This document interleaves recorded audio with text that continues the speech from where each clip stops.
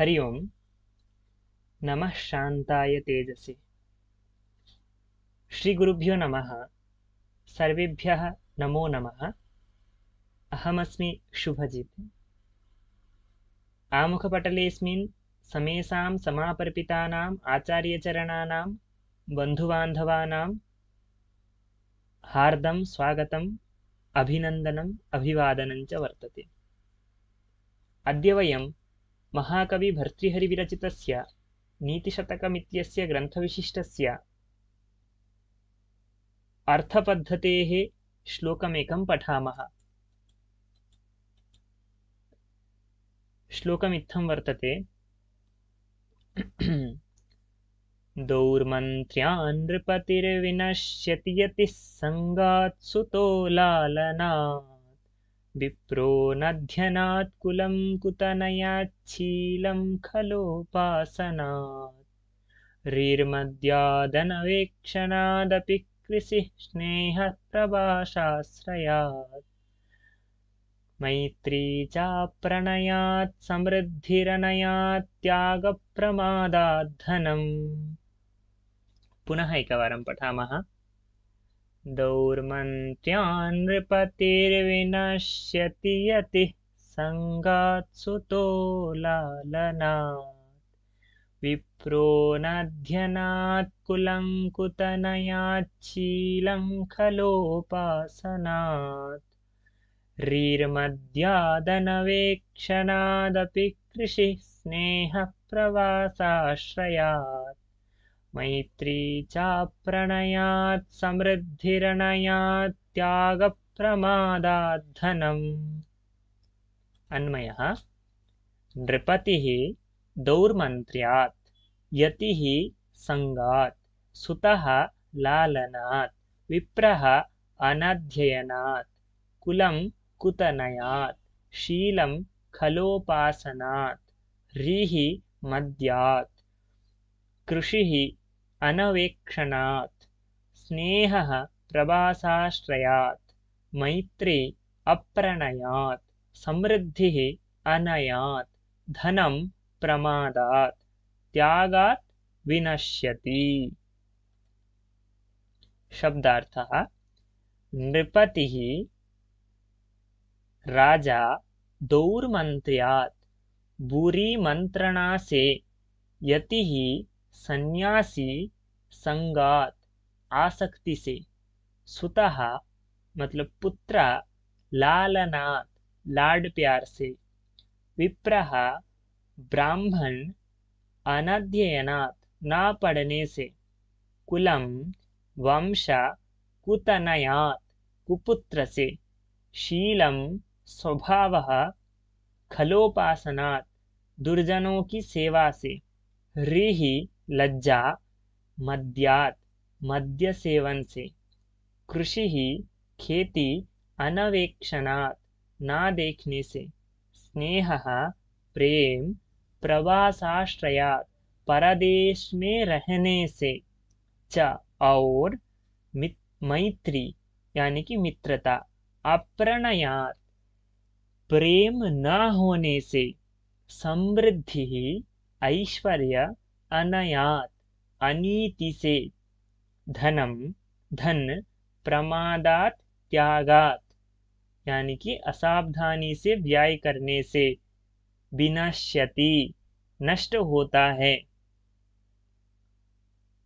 इस श्लोक में कौन किससे नष्ट होता है इसके बारे में बताया गया है। कहा कस्मात् नष्टायति। सरल संस्कृतेन किंचित पश्यामः। राजा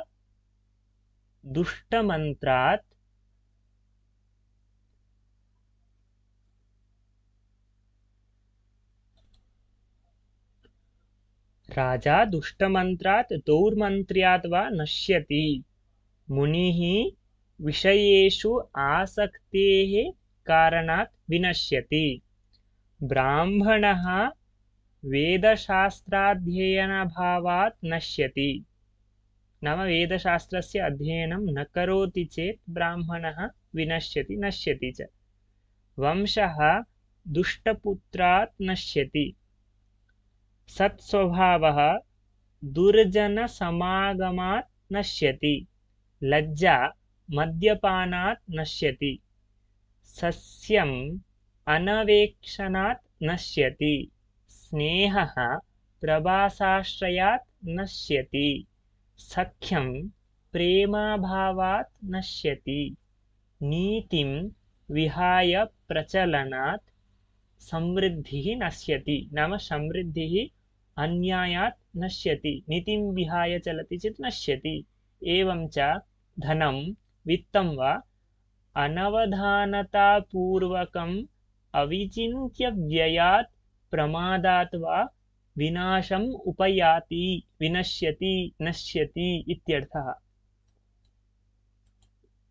हिंदियां राजा महाराजा बुरी मंत्रणा से यानी कि खोटी सलाह से विनष्ट होता है, योगी सन्यासी राग अनुराग से, पुत्र अत्यधिक लाड प्यार से, वेदाचारी ब्राह्मण स्वाध्याय छोड़ने से, वंश या घराना नष्ट होता है कुपुत्र से, सदाचार दुष्टों के संग से नष्ट होता है, लाज शर्म यानी कि लज्जा मदिरा पीने से और खेतीबाड़ी सार संभल ना करने से, देखभाल ना करने से, प्रेम यानी कि प्यार दूर जाकर बसने से और मित्रता प्यार से ना रहने से नष्ट होता है। आगे संपन्नता या खुशहाली अन्याय से, अनीति से और धन बेतुके दान व लापरवाही से नष्ट हो जाता है।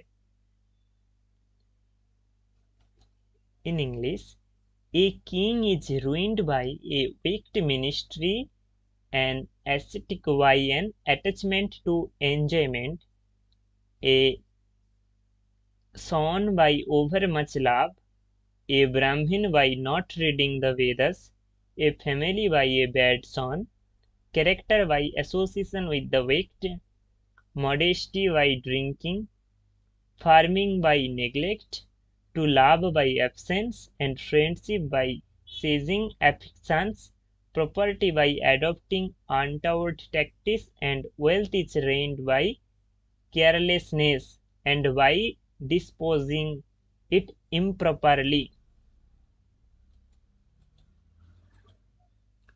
हम बंगभाषायां पश्यामः। बांग्लाते उच्चारण दौर्मन्त्र्यान् नृपतिर्विनश्यति यतिः सङ्गात् सुतो लालनात्, विप्रो नध्यनात् कुलं कुतनयात्, शीलं खलोपासनात्, ह्रीर्मद्यादनवेक्षणादपि कृषिस्नेहप्रवासाश्रयात्, मैत्री चाप्रणयात् समृद्धिरनयात्, त्यागप्रमादात् धनम्। अर्थः कः? अर्थ কি এই শ্লোকে মূলত লোকে এই জগতে কে কি করে নষ্ট হয়, কে কি করে খারাপ হয়ে যায় সেই ব্যাপারে আলোচনা করা হয়েছে। প্রথম থেকে দৌর্মন্ত্র্যাৎ নৃপতিঃ, রাজা কুমন্ত্রণার দ্বারা, দুষ্ট মন্ত্রণার দ্বারা রাজা বিনষ্ট হয়ে যায়।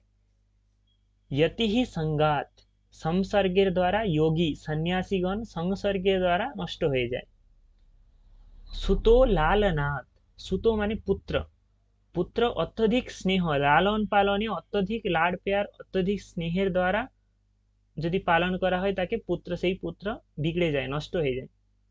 বিপ্র অনধ্যয়নাৎ, অনধ্যয়নাৎ, অনধ্যয়ন মানে অধ্যয়ন না করা। ব্রাহ্মণ যদি स्वाध्याय ना करे, ब्राह्मण यदि अध्ययन भूले जाए, वेद आदि शास्त्र आदि अध्ययन ना करे, ताहले से ब्राह्मण तार मर्यादा हारिए फेले, नष्ट हो जाए। कुलम कुतनयात, कुतनयात कुपुत्रेर द्वारा कुलम वंश नष्ट हो जाए। शीलम खलोपासनात, शीलम स्वभाव, लोकेर सৎ स्वभाव सत्संग की करे नष्ट হয়, खलोपासनात दुष्ट लोकेर संगे थाकले चरित्र नष्ट हो जाए, शील नष्ट हो जाए। ह्रीर मध्यात, রিহি মানে লজ্জা, মদ্যাত মদ্যপানের দ্বারা, মদিরা পান করলে লজ্জা নষ্ট হয়ে যায়। রির মদ্যাত অনবেক্ষণাদপি কৃষিহি, কৃষিহি কৃষি মানে কৃষিকাজ, অনবেক্ষণাৎ অমনোযোগের দ্বারা, যদি দেখভাল না করা হয়, রক্ষণাবেক্ষণ না করা হয়, কৃষি নষ্ট হয়ে যায়। স্নেহ প্রবাসাশ্রয়াৎ, স্নেহ মানে প্রেম, প্রবাসাশ্রয়াৎ প্রবাস যাপনের দ্বারা, যদি বিদেশে বহুদিন ধরে থাকা যায় তাহলে প্রেম নষ্ট হয়ে যায়, মানে ডিস্টেন্স বাড়লে, যদি দূরত্ব বেড়ে যায়, প্রেম নষ্ট হয়ে যায় প্রবাসে থাকার কারণে। মৈত্রী অপ্রণয়াৎ, বন্ধুত্ব ভালোবাসা বা প্রণয়ের অভাবে, অপ্রণয়াৎ প্রণয়ের অভাবে, অপ্রণয়ের কারণে মানে প্রণয়ের অভাবে, ভালোবাসার কারণে বন্ধুত্ব নষ্ট হয়ে যায়, মৈত্রী নষ্ট হয়ে যায়। সমৃদ্ধির অনয়াৎ, সমৃদ্ধি যাদের আছে, উন্নতি যাদের আছে, তাদের উন্নতি বা সমৃদ্ধি নষ্টের কারণ কি? অনয়াৎ নীতিহীনতার কারণে, অন্যায়ের কারণে, কুমার্গে গমনের কারণে নষ্ট হয়ে যায় সমৃদ্ধি, উন্নতি নষ্ট হয়ে যায়। প্রমাদাত ত্যাগাত ধনম, ত্যাগের কারণে, প্রমাদাত মানে ভুলভাল জায়গায় খরচা করার কারণে, অমিত দানের কারণে, না ভেবেচিন্তে দানের কারণে, উল্টোপাল্টা জায়গায় খরচা করার কারণে, না ভেবেচিন্তে খরচা করার কারণে ধন টাকা পয়সা নষ্ট হয়ে যায়। यदत्र सौष्ठवं किञ्चित् तद् गुरोः मे नहि, यदत्र असौष्ठवं किञ्चित् तद् ममैव न गुरोः इत्युक्त्वा विरमामि विस्तरात्।